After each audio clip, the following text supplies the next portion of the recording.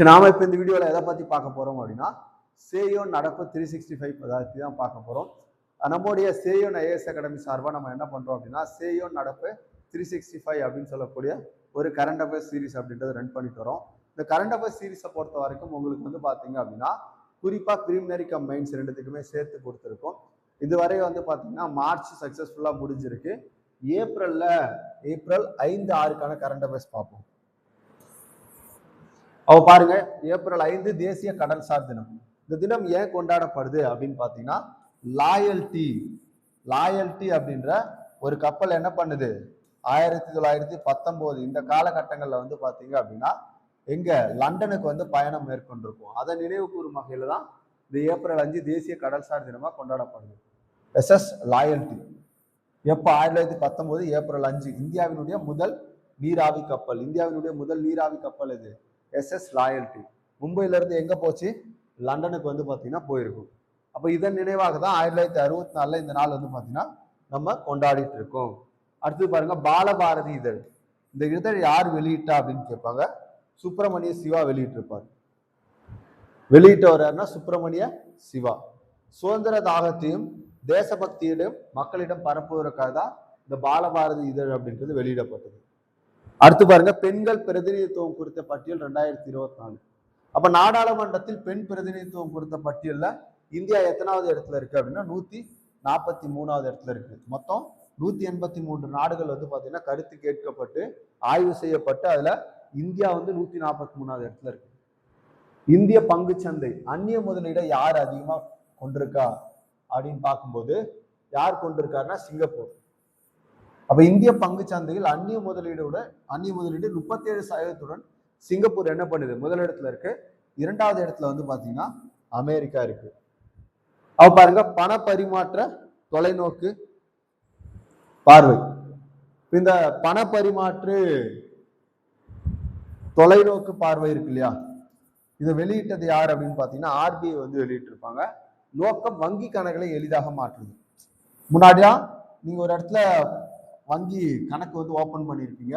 அப்ப அதை அங்க மாற்றணும்னா அந்த பிரான்ச்ல இருந்து அதுக்கப்புறம் ஃபார்ம் கொடுத்து நிறைய சிக்கல்களை எதிர்கொள்ள வேண்டியது இருக்கும். இப்ப நீங்க எங்க இருந்து வேணாலும் என்ன பண்ணலாம், வங்கி கணக்கை எளிதா மாற்றிக்கலாம். நமோ ட்ரோன் திட்டம், நமோ ட்ரோன் திதி யோஜனா, இது வந்து 1000 மகளிருக்கு இலவச ட்ரோன் பயிற்சி கொடுக்கறத பத்தி. எதுக்காக அப்படின்னா விவசாயங்கள்ல பயன்படுத்துறோம். பாருங்க, விவசாயத்தில் ட்ரோன்களை பயன்படுத்துவதை பெண்களை வந்து ஊக்கப்படுத்துறதுக்காக இந்த பயிற்சி கொடுக்கப்படுது. இந்த பயிற்சியின் அடிப்படையில் எந்த மாநிலம் முதலிடத்துல இருக்கு அப்படின்னா கர்நாடகா. நமோ ட்ரோன் திதி திட்டம் ஏப்ரல் 6 தண்டி யாத்திரை முடிவு, அந்த நாளை நினைவு கூற வகையில அதை சொல்லியிருப்பாங்க. சரி, ஓகே. பாருங்க என்னென்ன கேள்விகள் இருக்கு. இந்த கேள்விகளுக்கெல்லாம் நீங்க என்ன பண்ணுங்க அப்படின்னா ஆன்சர் பண்ணுங்க. நான் அப்படியே என்ன பண்றேன் அப்படின்னா டிஸ்பிளே பண்றேன். இது நம்ம மேல பார்த்தோம் இல்லையா, அந்த கரண்ட் அஃபேர்ஸோட வெர்ஷனாக தான் இருக்கும். ஓகே பாருங்க. அப்போ நீங்க என்ன பண்ணுங்க, கமெண்ட்ல ஆன்சர் பண்ணுங்க. இன்னொரு ரிவிஷன் பார்த்துருவோம்.